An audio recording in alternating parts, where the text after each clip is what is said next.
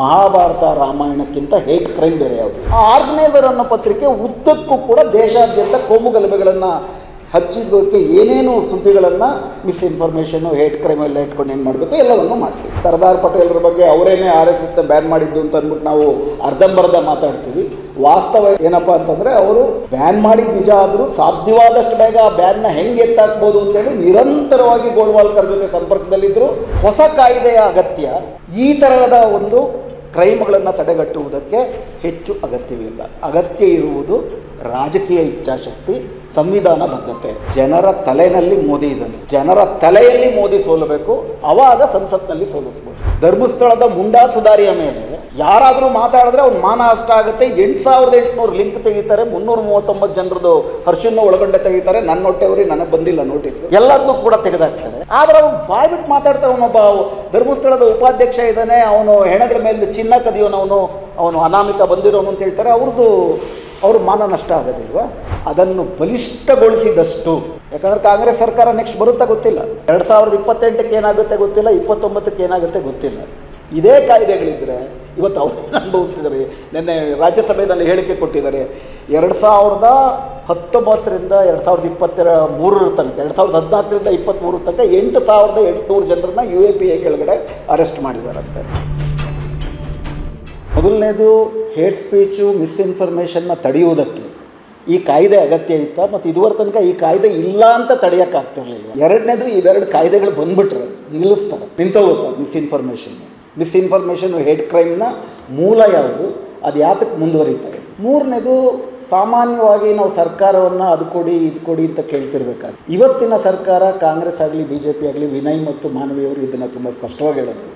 ಯಾವ ಬಗೆಯ ಸರ್ಕಾರ, ಯಾವ ಬಗೆಯ ಸ್ಟೇಟ್ ನಮ್ಮ ಮುಂದಿದೆ, ಅವ್ರ ಹತ್ರ ಇನ್ನೊಂದಷ್ಟು ನಾವು ಅವ್ರಿಗೆ ಶಕ್ತಿವಂತರನ್ನಾಗಿ ಮಾಡೋದ್ರ ಮೂಲಕ, ಕನ್ನಡದಲ್ಲಿ ಒಂದು ಗಾದೆ ಇದೆ, ನಾವೇ ಹಗ್ಗ ಕೊಟ್ಟು ನಮ್ಮ ಕೈ ಕಟ್ಟಿಸ್ಕೊಳ್ಳೋದು ಅಂತ. ಆ ಥರದ್ದು ಮಾಡುವುದ್ರ ಬಗ್ಗೆ ಉದ್ದಕ್ಕೂ ಎಚ್ಚರಿಕೆ ಕೊಟ್ಟರು. ಅದನ್ನು ಇನ್ನೊಂದಷ್ಟು ಗಂಭೀರವಾಗಿ ನಾವು ಕೇಳಬೇಕು. ಹೇಟ್ ಕ್ರೈಮು, ಮಿಸ್ಇನ್ಫಾರ್ಮೇಷನ್ ನಡೀತಿದೆಯಾ ಅಂತಂದರೆ ಸಿಕ್ಕಾಪಟ್ಟೆ ನಡೀತದೆ. ನಿನ್ನೆ ಆಪರೇಷನ್ ಸಿಂಧೂರದ ಬಗ್ಗೆ ಪ್ರಧಾನಮಂತ್ರಿ ನರೇಂದ್ರ ಮೋದಿ ಹೇಳಿದ್ದೆಲ್ಲ ಮಿಸ್ಇನ್ಫಾರ್ಮೇಷನ್. ಅಮಿತ್ ಶಾ ರಾಜ್ಯಸಭೆಯಲ್ಲಿ ಮಾತಾಡಿದ್ದೆಲ್ಲ ಹೇಟ್ ಕ್ರೈಮ್. ಹಿಂದುತ್ವ, ಟೆರರಿಸಮ್ ಅನ್ನೋದೇ ಒಂದಿಲ್ಲ. ನಾಳೆ ಮಾಲೆಗಾಂವ್ ಸ್ಫೋಟದ ತೀರ್ಪು ಬರುತ್ತೆ ಅನ್ನೋದು ಅವ್ರು ಮೊದಲೇ ಗೊತ್ತಿದೆ. ಹಿಂದುತ್ವ, ಟೆರರಿಸಮ್ ಅನ್ನೋದು ಇಲ್ಲವೇ ಇಲ್ಲ, ಗೆದ್ದಲುಗಳು ಅಂತ ಮಾತಾಡಿದ್ರು. ಇದನ್ನು ನಾವು ಕಾನೂನು ಮೂಲಕ ತಡೆಯೋಕ್ಕಾಗುತ್ತೆ. ಇನ್ನೂ ಒಂದೆರಡು ರೀತಿ ಮುಂದೆ ಹೋಗಿ ಕೇಳಿದ್ರೆ, ಚುನಾವಣೆಯಲ್ಲಿ ಎಲ್ಲ ಪಕ್ಷಗಳು, ಅದರಲ್ಲಿ ವಿಶೇಷವಾಗಿ BJP ಪಕ್ಷ ಕೊಡುವ ಪ್ರಣಾಳಿಕೆಯೆಲ್ಲ ಮಿಸ್ಇನ್ಫಾರ್ಮೇಷನ್ಗಳ ಕಂತೆ, ಫೇಕ್ ನ್ಯೂಸ್ಗಳ ಕಂತೆ. ಇದರ ದೀರ್ಘಾವಧಿ ಪರಿಣಾಮ ತುಂಬ ದೊಡ್ಡದಿರುತ್ತೆ. ಆ ಕಮಿಷನ್ನ ಕೊನೆ 6 ಭಾಗವನ್ನು, 6 factors that constitutes hate crime ಅಂತ ಹೇಳಿ. ಕಲ್ಲಡ್ಕ ಪ್ರಭಾಕರ್ ಭಟ್ ಅಂತ ಒಬ್ಬ ಮನುಷ್ಯ, ಆ ಮನುಷ್ಯ ಶ್ರೀರಂಗಪಟ್ಟಣದಲ್ಲಿ ಬಂದು ಮಾಡಿದ ಭಾಷಣ, ಆ 6 ಅಂಶಗಳನ್ನು ಕೂಡ ಆ ಸಿವಿಯಾರಿಟಿ, ಆ ತೀವ್ರತೆಯಲ್ಲೇ ಮಾತಾಡಿ, ಬಲವಂತದ ಕ್ರಮ ತೆಗೆದುಕೊಳ್ಬೇಡಿ ಅಂತ ಕೋರ್ಟ್ ಹೇಳುತ್ತೆ. ನಮ್ಮ ಪಬ್ಲಿಕ್ ಪ್ರಾಸಿಕ್ಯೂಟರ್ಗಳು ಅದ್ರ ಬಗ್ಗೆ ವಾದವೂ ಮಾಡೋದಿಲ್ಲ, ಸರ್ಕಾರವೇ ಅವ್ರಿಗೆ ಬೇಲ್ ಕೊಡಿ ಅಂತ ಹೇಳಿ. ಯಾವುದ್ರ ಬಗ್ಗೆ ನಾವು ಮಾತಾಡ್ತಿದ್ದೀವಿ, ಯಾರ ಹತ್ರ ನಾವು ಕೇಳ್ತಿದ್ದೀವಿ, ಇದೆಲ್ಲ ಬಹಳ ಮುಖ್ಯವಾದಂಥ ಪ್ರಶ್ನೆ. ನಮ್ಮ ಎಲ್ಲ ಶಾಸ್ತ್ರ ಪುರಾಣಗಳು ಕೂಡ, ಮಹಾಭಾರತ, ರಾಮಾಯಣ, ಭಗವದ್ಗೀತಾ, ಅಂಬೇಡ್ಕರ್ ಅವರು ಬರೆದಿರೋವಂಥ ರೆವಲ್ಯೂಷನ್ ಆ್ಯಂಡ್ ಕೌಂಟರ್ ರೆವಲ್ಯೂಷನ್ ನೀವು ಓದ್ಬಿಟ್ರೆ, ಮಹಾಭಾರತ ರಾಮಾಯಣಕ್ಕಿಂತ ಹೇಟ್ ಕ್ರೈಮ್ ಬೇರೆ ಯಾವುದು. ದಲಿತರನ್ನು, ಮಹಿಳೆಯರನ್ನು, ಶೂದ್ರರನ್ನು ಅತ್ಯಂತ ಹೀನಾಯವಾಗಿ, ನಾಗರಿಕರೇ ಅಲ್ಲ ಅಂತ ಹೇಳ್ತಿರ್ಬೇಕಾದ್ರೆ, ಇವತ್ತು ಭಗವದ್ಗೀತೆಯನ್ನು ಶಾಲಾ ಕಾಲೇಜುಗಳಲ್ಲಿ ಪಠ್ಯಪುಸ್ತಕ ಮಾಡಬೇಕು, ನೈತಿಕ ಪಠ್ಯವನ್ನು ಮಾಡಬೇಕು ಅಂತ ಹೊರಟಿರುವಂಥ ಸಂದರ್ಭದಲ್ಲಿ ಇವುಗಳನ್ನು ನಾವು ಹೆಂಗೆ ಎದುರಿಸ್ತೀವಿ? ಇವಿಲ್ಲ ಅಂತಂದರೆ ಮಾಡೋಕ್ಕಾಗ್ತಿರ್ಲಿಲ್ವ? ಉದಾಹರಣೆಗೆ, ಈ ಕಾನೂನು ಇರಲಿಲ್ಲ ಅಂತಂದರೆ ಏನು ಹೇಳಿದ್ರು ಹೇಳ್ತಿರ್ಬೇಕಾದ್ರೆ 3 ರೀತಿ ಅದು ಪ್ರಾಯೋಗಿಕವಾಗಿ ಆಗಬೇಕು. ಪೀಸ್ ಆ್ಯಂಡ್ ಟ್ರ್ಯಾಂಕ್ವಿಲಿಟಿ ನಾಶ ಆಗಿರಬೇಕು, ಶಾಂತಿ ಭಂಗ ಆಗಿರಬೇಕು, ಸುವ್ಯವಸ್ಥೆ ಭಂಗ ಆಗಿರಬೇಕು. ಶಾಂತಿ ಸುವ್ಯವಸ್ಥೆ ಭಂಗ ಆದರೆ ಏನೇನು ಕ್ರಮ ತೆಗೆದುಕೊಳ್ಬೇಕು ಅಂತ CRPCನಲ್ಲೂ ಇತ್ತು, IPCನಲ್ಲೂ ಇತ್ತು, ಈಗ BNSನಲ್ಲೂ ಇದೆ. ಯಾರ ಮೇಲೆ ತಗೊಳ್ತಿದ್ದಾರೆ ಅನ್ನೋದು ಪ್ರಶ್ನೆ. ಯಾರ ಮೇಲೆ ತಗೊಳ್ತಿದ್ದಾರೆ, ಯಾರ ಮೇಲೆ ತಗೊಳ್ತಿಲ್ಲ. ಸೊ ಇದರ ನಿಮಿತ್ತ ಇರಲಿಲ್ಲ. ಇವರು ಏನಕ್ಕೆ ತರ್ತಿದ್ದಾರೆ ಕರ್ನಾಟಕ ರಾಜ್ಯ ಸರ್ಕಾರ ವಿಶೇಷವಾಗಿ ಅಂತಂದರೆ, ಹೊಸದಾಗಿ ಏನು ಅಮೆಂಡ್ ಆದಂಥ ಡ್ರಾಫ್ಟ್ ಅಂತ ಚಲಾವಣೆಯಲ್ಲಿದೆ ಮಿಸ್ಇನ್ಫಾರ್ಮೇಷನ್ ಬಗ್ಗೆ, ಅದರಲ್ಲಿ ಸೆಕ್ಷನ್ 4(1) ಸ್ಪಷ್ಟವಾಗಿ ಹೇಳುತ್ತೆ, ಸರ್ಕಾರಿ ಯೋಜನೆ ಮತ್ತು ಕಾರ್ಯಕ್ರಮಗಳ ಬಗ್ಗೆ ತಪ್ಪು ಹೇಳಬಾರದು ಅಂತ. ಅವ್ರಿಗೆ ಪ್ರಧಾನವಾಗಿ ಬಾಧೆಯಾಗಿರೋದು ಈ ಸರ್ಕಾರಕ್ಕೆ ಸರ್ಕಾರಿ ಯೋಜನೆಗಳನ್ನು, ಈಗ ಉದಾಹರಣೆಗೆ ಗ್ಯಾರಂಟಿ ಸಂಪೂರ್ಣವಾಗಿ ಜನರ ಉದ್ಧಾರ ಮಾಡಿದೆ ಅಂತ ಹೇಳಬೇಕು. ಜನರ ಉದ್ಧಾರ ಮಾಡಿಲ್ಲ ಅಂತ ನೀವೇನಾದರೂ ಕೌಂಟರ್ ಪೋಸ್ ಮಾಡಿದ್ರೂ ಕೂಡ ಅದು ಮಿಸ್ಇನ್ಫಾರ್ಮೇಷನ್ ಆಗಿಬಿಡುತ್ತೆ ಅನ್ನೋ ಕಡೆ ಪುಷ್ ಆಗ್ತವೆ. ಆ 2 ಪ್ರಶ್ನೆಗಳು ತುಂಬ ಮುಖ್ಯವಾದ್ದಾಗ್ತವೆ. ಇದಿಲ್ಲ ಅಂತಲೇ ಹೇಟ್ ಕ್ರೈಮ್ ನಡೀತಿದೆಯಾ, ಇದನ್ನು ಮಾಡಿಬಿಟ್ರೆ ನಿಲ್ಲಿಸ್ತಾರೆ. ಹಲವಾರು ಎಕ್ಸೆಪ್ಷನ್ಸ್ಗಳಿದ್ದಾವೆ. ಈ ಒಂದು ಈಗಾಗಲೇ ಅದನ್ನು ಎಲ್ಲರಿಗೂ ಅನ್ವಯ ಮಾಡಿದ್ರೆ ಹೆಂಗೆ ಪ್ರಧಾನವಾಗಿ ಅದರಲ್ಲಿ ದಾಳಿಗೊಳಗಾಗೋದು ನಾವೇ ಅನ್ನೋದನ್ನು ತುಂಬ ಸ್ಪಷ್ಟವಾಗಿ ಮಾನ್ವಿ ಮತ್ತು ವಿನಯ್ ಹೇಳಿದ್ರು. ಈ ಇಡೀ ಆರ್ಟಿಕಲ್ 19 ಅಮೆಂಡ್ಮೆಂಟ್ ಬಂತಲ್ಲ, ಅದರ ಇತಿಹಾಸದಲ್ಲೇ ಹೆಂಗಿದೆ ಅಡಕವಾಗಿದೆ ಅನ್ನೋದ್ರ ಬಗ್ಗೆ ನಿಮ್ಗೆ ಗಮನಕ್ಕೆ ತರಕ್ಕೆ ಇಷ್ಟಪಡ್ತೀನಿ. ನಮ್ಮ ಸಂವಿಧಾನ ಜಾರಿಗೆ ಬಂದಾದ್ಮೇಲೆ ಮೊದಲನೇ ಕಾನೂನು ಏನಪ್ಪ ಅಂದರೆ ಪ್ರಿವೆಂಟಿವ್ ಡಿಟೆನ್ಷನ್ ಆ್ಯಕ್ಟ್ನ ಮುಂದುವರಿಸೋದು. ಬ್ರಿಟಿಷರ ಕಾನೂನು, ಬ್ರಿಟಿಷ್ ವಸಾಹತುಶಾಹಿಗಳು ಏನು ತಪ್ಪು ಮಾಡುವುದಕ್ಕೆ ಮುಂಚವೇ ಸಂಭವನೀಯ ಇವನು ಅಪರಾಧಿಯಿಂದ ಮುಟ್ಟೆ ಹಿಡ್ಕೊಳ್ತಾರೆ, ಅದನ್ನು ಮುಂದುವರ್ಸೋದು ಮೊದಲನೇ ತಿದ್ದುಪಡಿ. ಅದಾದ ಮೇಲೆ ಮೇ ತಿಂಗಳಲ್ಲಿ ಒಂದು ತಿದ್ದುಪಡಿ ಆಯಿತು. ಆರ್ಟಿಕಲ್ 19ಕ್ಕೆ ಅಭಿವ್ಯಕ್ತಿ ಸ್ವಾತಂತ್ರ್ಯಕ್ಕೆ ಕೆಲವು ನಿಬಂಧನೆಗಳನ್ನು ಹಾಕುವಂಥದ್ದು. ಆ ನಿಬಂಧನೆಗಳ ಅಗತ್ಯ ಏನಿತ್ತು? ಇದರಲ್ಲಿ ಇತಿಹಾಸವೂ ಇದೆ, ವರ್ತಮಾನವೂ ಇದೆ, ಭವಿಷ್ಯವೂ ಇದೆ ಅಂತ ನನಗನ್ಸುತ್ತೆ. 1950ರಲ್ಲಿ ಎರಡು ಮುಖ್ಯವಾದಂಥ ವಿದ್ಯಮಾನಗಳು ನಡೀತಿತ್ತು. ಒಂದು, ಭಾರತದಾದ್ಯಂತ ವಿಶೇಷವಾಗಿ ತೆಲಂಗಾಣದಲ್ಲಿ, ಬಿಹಾರದಲ್ಲಿ, ಪಶ್ಚಿಮ ಬಂಗಾಳದಲ್ಲಿ, ಉತ್ತರ ಪ್ರದೇಶದ ಹಲವಾರು ಪ್ರದೇಶಗಳಲ್ಲಿ ಕಮ್ಯುನಿಸ್ಟರ ನೇತೃತ್ವದಲ್ಲಿ ರೈತರು ತುಂಬ ದೊಡ್ಡ ಹೋರಾಟವನ್ನು ಭೂಮಾಲೀಕರ ವಿರುದ್ಧ ಮಾಡ್ತಿದ್ರು. ಕ್ರಾಸ್ ರೋಡ್ ಅಂತ ಒಂದು ಪತ್ರಿಕೆ ಇತ್ತು. ಆ ಕ್ರಾಸ್ ರೋಡ್ ಅನ್ನುವ ಪತ್ರಿಕೆ ಇಲ್ಲೇನು ಹೋರಾಟಗಳು ನಡೀತಾ ಇವೆ ಈ ಹೋರಾಟಗಳನ್ನು ವಿವರಿಸ್ತಾ ಇದ್ದರು. ಇನ್ಫ್ಯಾಕ್ಟ್ ಒಂದು ಪ್ರಕರಣ ಏನು ನಡೀತು ಅಂತಂದರೆ, ನೆಹರು ಅವರು ಪ್ರಧಾನಮಂತ್ರಿ ಆಗಿರಬೇಕಾದ್ರೆ 1950ರ ಫೆಬ್ರವರಿನಲ್ಲಿ, ಸ್ವಾತಂತ್ರ್ಯ ನಂತರದಲ್ಲಿ ಸಂವಿಧಾನ ಬಂದ ಮೇಲೆ ಕಮ್ಯುನಿಸ್ಟ್ ಕಾರ್ಯಕರ್ತರು ಒಂದು 50 ಜನನ ಮದುರೈ ಜೈಲಿನಲ್ಲಿ ಬಂಧಿಸಿಟ್ಟಿದ್ರು. ಆ ಮದುರೈ ಜೈಲಿನಲ್ಲಿ ಕಮ್ಯುನಿಸ್ಟರು ಉಪವಾಸ ಸತ್ಯಾಗ್ರಹ ಕೂತಾಗ ಅವರ ಮೇಲೆ ಗೋಲಿಬಾರ್ ಮಾಡಿ 42 ಜನ ಸತ್ತು.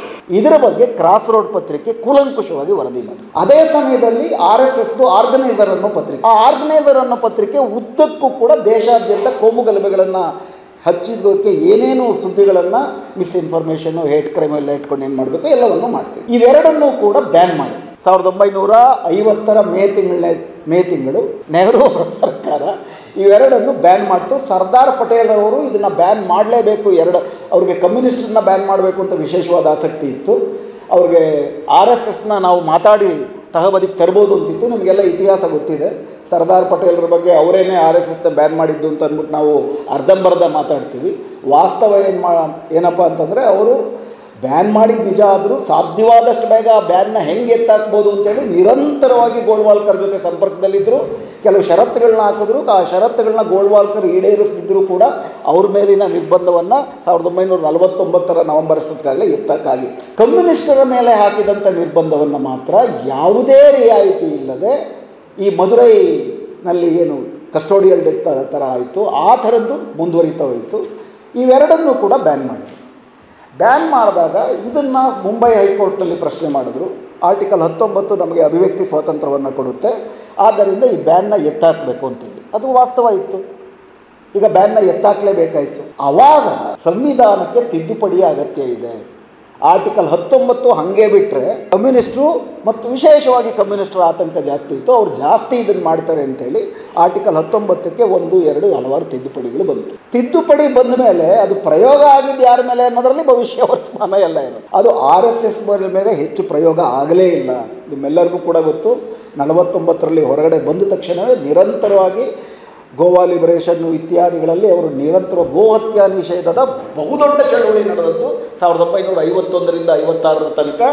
ಯಾವುದೇ ಬಗೆಯ ಅಡೆತಡೆ ಇಲ್ಲದೆ ಪ್ರಚಾರಗಳನ್ನು ಅವರು ಮಾಡೋದಕ್ಕೆ ಶುರು ಮಾಡಿ. ಅಂದರೆ ನಮ್ಮ ಪ್ರಭುತ್ವದ ಜಾತಿ, ವರ್ಗ ಮತ್ತು ಧರ್ಮ ಅದರ ಬಯಾಸ್ ಏನಿದೆ, ಆ ಬಯಾಸು ನಾನು ಹೇಳ್ತಿರೋದು 50 ವರ್ಷಕ್ಕೆ ಮುಂಚೆನೇ, 75 ವರ್ಷಕ್ಕೆ ಮುಂಚೆನೇ ಅಷ್ಟು ಸ್ಪಷ್ಟ ಇತ್ತು. ಒಂದು ಕಾಯ್ದೆ ಅಂತ ತಂದಾಗ ಆ ಕಾಯ್ದೆ ನಿರ್ದಾಕ್ಷಿಣ್ಯವಾಗಿ ಅದು ಮೇಲ್ನೋಟಕ್ಕೆ ನ್ಯೂಟ್ರಲ್ ಆಗಿ ಕಾಣುತ್ತೆ. ಮಾನ್ವಿಯವರು ಸ್ಪಷ್ಟಪಡಿಸ್ದಂಗೆ ನೋ ಸ್ಟೇಟ್ ಇಸ್ ನ್ಯೂಟ್ರಲ್. ಅದಕ್ಕೊಂದು ಸ್ಪಷ್ಟ ಹಿತಾಸಕ್ತಿ ಇರುತ್ತೆ.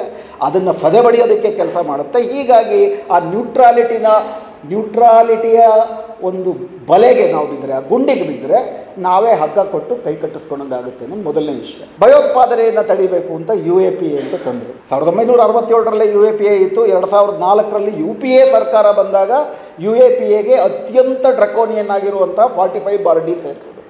45(d) ಏನಪ್ಪ ಅಂದರೆ ಪ್ರಿನ್ಸಿಪಲ್ ಆಫ್ ನ್ಯಾಚುರಲ್ ಜಸ್ಟಿಸ್ಗೆ ವಿರುದ್ಧವಾಗಿರುವ, ವಿಚಾರಣೆ ಮುಗಿಯೋ ತನಕನೂ ಕೂಡ ಬೇಲ್ ಸಿಗಬೇಕೋ ಬಿಡಬೇಕು ಅಂತ ಒಬ್ಬ ಜಡ್ಜ್ ತೀರ್ಮಾನ ಮಾಡುವ, ಆ ಕಾರಣಕ್ಕಾಗಿ ಇವತ್ತಿಗೂ ಕೂಡ ಉಮರ್ ಖಲೀದ್ಗಳು, ಭೀಮಾ ಕೊರೆಗಾಂವ್ ಡಿಟೇನ್ಯೂಸು, ಡೆಲ್ಲಿ ರಿಯೇಟ್ನ ಡಿಟೇನ್ಯೂಸು ಕೊಳಿತಿರುವಂಥ ಉದಾಹರಣೆ ನಮ್ಮ ಮುಂದೆ ಇದೆ. ಇಡಿ ಕಾಯ್ದೆ ಮೊದಲಾಗಿದ್ದು ಕಳ್ಳ ಸಾಗಾಣಿಕೆ ಮತ್ತು ಕಪ್ಪು ಹಣದ ಬಗ್ಗೆ ನೇರವಾಗಿ ಇವತ್ತು ಅನ್ವಯ ಆಗ್ತಿರುವಂಥದ್ದೇ ವಿರೋಧ ಪಕ್ಷಗಳ ನಾಯಕರು. ಹೊಸ ಕಾಯ್ದೆಯ ಅಗತ್ಯ ಈ ಥರದ ಒಂದು ಕ್ರೈಮ್ಗಳನ್ನು ತಡೆಗಟ್ಟುವುದಕ್ಕೆ ಹೆಚ್ಚು ಅಗತ್ಯವಿಲ್ಲ. ಅಗತ್ಯ ಇರುವುದು ರಾಜಕೀಯ ಇಚ್ಛಾಶಕ್ತಿ, ಸಂವಿಧಾನ ಬದ್ಧತೆ. ರಾಜಕೀಯ ಇಚ್ಛಾಶಕ್ತಿ ಮತ್ತು ಸಂವಿಧಾನ ಬದ್ಧತೆ ನಮ್ಮನ್ನಾಳುವ ಯಾವ ಸರ್ಕಾರಗಳಿಗೂ ಇಲ್ಲ, ಬಿ ಜೆ ಪಿಗೆ ವಿಶೇಷವಾಗಿ ಇಲ್ಲೇ ಇಲ್ಲ. ಬಿ ಜೆ ಪಿ ಅದನ್ನು ವಿಶೇಷವಾಗಿ ಉಲ್ಲಂಘಿಸಬೇಕು ಅಂತ ಬಯಸುತ್ತೆ. ಸೊ ಹಾಗಿರುವ ಸಂದರ್ಭದಲ್ಲಿ ಇನ್ನೂ ಒಂದು ಹೊಸ ಕಾನೂನನ್ನು ನಾವು ಮಾಡಿ ಅವ್ರ ಕೈನ ಇನ್ನೊಂದಷ್ಟು ಬಲಿಷ್ಠಗೊಳಿಸ್ತೀವ.